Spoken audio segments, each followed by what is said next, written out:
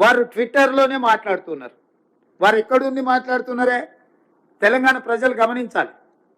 వారు ఈరోజు అమెరికాలో ఉన్నారు. ఆయన ఫ్రెండ్స్తోనే అమెరికాకు పోయాడు. No problem.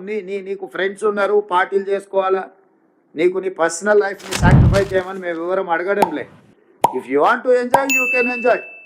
కానీ నువ్వు అమెరికాలో నువ్వు విదేశీ పర్యటనలో ఉండి నువ్వు లైఫ్ ఎంజాయ్ చేసుకుంటూ ఇక్కడ బురదలో ప్రజల దగ్గర ఉన్న మంత్రులు లేరు. ఖమ్మం జిల్లాలో అసలు ఎక్కడ పోయిన 3 మంత్రులు ఉన్నారని ప్రజలలో ఉన్న మంత్రులను పట్టుకొని నువ్వు ఈ దేశంలోనే లేవు. ఖమ్మం జిల్లాలో ప్రజల మధ్యలో ఉండి బట్టి విక్రమార్క గారు, తుమ్మల నాగేశ్వరరావు గారు, పొంగులేటి శ్రీనివాసరెడ్డి గారు 2 రోజుల నుంచి ఇక్కడ సమన్వయం చేసుకొని కష్టపడుతుంటే మంత్రులే లేరు. ఏ రకంగా మీరు కేటీఆర్ గారు మీరు ఏం మాట్లాడుతున్నారో మీకేమన్నా అంటే మీరు హోస్ట్లో ఉండి మాట్లాడుతున్నారా, హోస్ట్లో లేక మాట్లాడుతున్నారా, సమాచారం ఉండి మాట్లాడుతున్నారా, సమాచారం లేకుండా మాట్లాడుతున్నారా నాకైతే తెలియదు. కానీ మీకు తగదు.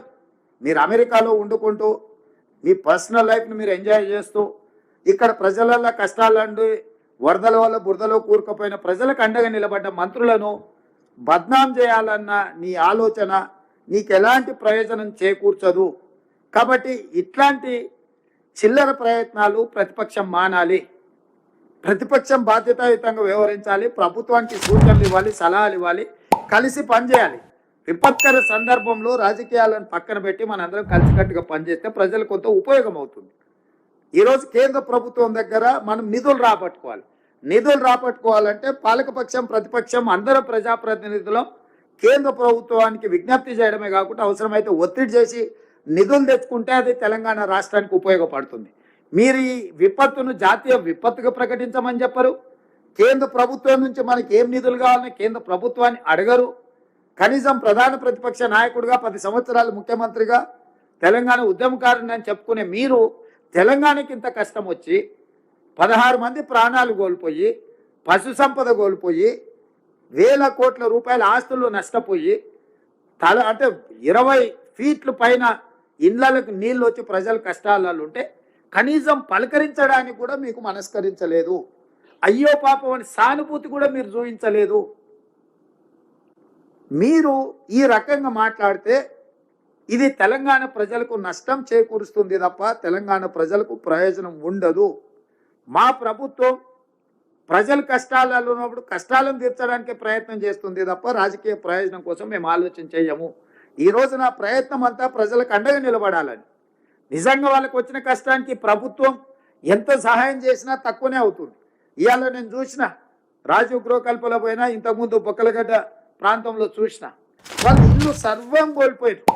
ఒకరొకరు 30 ఏళ్ళు 40 ఏళ్ళు కష్టపడి కొనుక్కున్న ఫ్రిడ్జ్లు, టీవీలు, మంచాలు, ఇంట్లో ఉండే బియ్యం, పప్పు, ఉప్పు, బెల్లం, చింతపండు, మంచి నూనె సర్వం నీళ్ళలో కలిసిపోయింది, సర్వం కొట్టుకుపోయింది. తొడుక్కునే బట్టలు, కట్టుకున్న బట్టలు కూడా నీళ్ళలో బురదలు ఊరుకుపోయారు, ఇళ్ళలో బురద నిండిపోయింది. ఈ సమస్యను ఎంత వివరించినా తక్కువనే అవుతుంది వాళ్ళు ఎదుర్కొంటున్న సమస్య. వాళ్ళని ఆదుకోవడానికి అర్జెంటుగా వాళ్ళకి కావాల్సిన తినుబండారాలు కావచ్చు, లేకపోతే క్యాంపులు కావచ్చు. దాదాపుగా 34 క్యాంపులు ఖమ్మం జిల్లాలోనే ప్రజల కోసము ఈరోజు ప్రభుత్వం నిర్వహిస్తుంది. 34 క్యాంపులలో దాదాపుగా 2119 కుటుంబాలు 7467 మందికి రాష్ట్ర ప్రభుత్వం అన్ని రకాల వసతులను ఏర్పాటు చేసి just in 1 Khammam district, Khammam head క్వార్టర్స్లో. సో ఇట్లా ప్రభుత్వము ఇన్ని మంచి పనులు చేస్తుంటే పాపం ఉపరాష్ట్రపతి వెంకయ్య నాయుడు గారు ముందుకు వచ్చి టోకెన్ అంటే నేను మీతోనున్నా అని ఒక నైతిక మద్దతు ఇవ్వడానికి వారు ముందుకు వచ్చి కొంత ఆర్థిక సహాయాన్ని, ముఖ్యమంత్రి సహాయాన్ని ఇచ్చారు. 10 సంవత్సరాలు మినిమం 1,00,000 కోట్లు దోసుకున్న మీరు 1000 కోట్లు 2000 కోట్లు ఇస్తే మీరు చేసిన పాపాలలో కొంతమైన కడుక్కోవడానికి ఉంటుంది కదా. కేసీఆర్, కేటీఆర్, హరీష్ రావు గారికి అది చెయ్యరు. చిల్లి గవ్వ కూడా ప్రజలకు ఇయ్యరు. కానీ ప్రభుత్వం చేస్తున్న పనులను, ప్రభుత్వం చేస్తున్న మంచి పనిని అభినందించకపోయినా ఈ ప్రభుత్వం మీద ఈ బురద రాజకీయాలే చేయాలని ఆ కుటుంబం ప్రయత్నం చేస్తుంది. చిన్నపిల్లలు పాల ప్యాకెట్లు కావాలని అడుగుతున్నట్టు పాపం. చిన్నపిల్లలు ఏడుస్తున్నారు, పాలు లేవు, మంచినీళ్ళు లేవు అని అడిగితే లాఠీలతో పోలీసులతోని కొట్టిస్తా ఉంది ఈ ప్రభుత్వం. ఇదా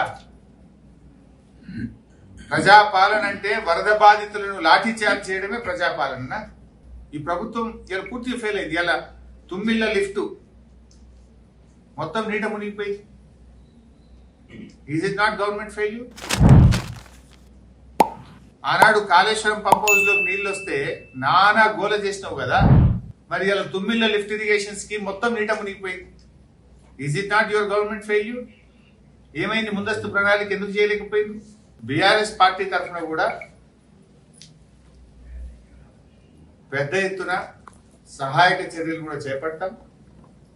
ఏ కుటుంబాలు అయితే నష్టపోయినాయో వాళ్ళకు నిత్యావసర వస్తువులు కానీ బట్టలు కానీ అన్ని రకాలుగా సహాయక చర్యలు చేస్తాం. ఇవాళ మా మెదక్ జిల్లా నుంచి కూడా మేము ప్రజల నుంచి పార్టీ నాయకులు కార్యకర్తలను కూడా అందరం కూడా సమీకరించి తప్పకుండా ఇక్కడ నుంచి వాహనాల్లో అక్కడికి వస్తువులను నష్టపోయిన ఖమ్మం జిల్లా ప్రజలకు మహబూబాద్ జిల్లా ప్రజలకు పంపించాలని చెప్పి కూడా నిర్ణయించినాం.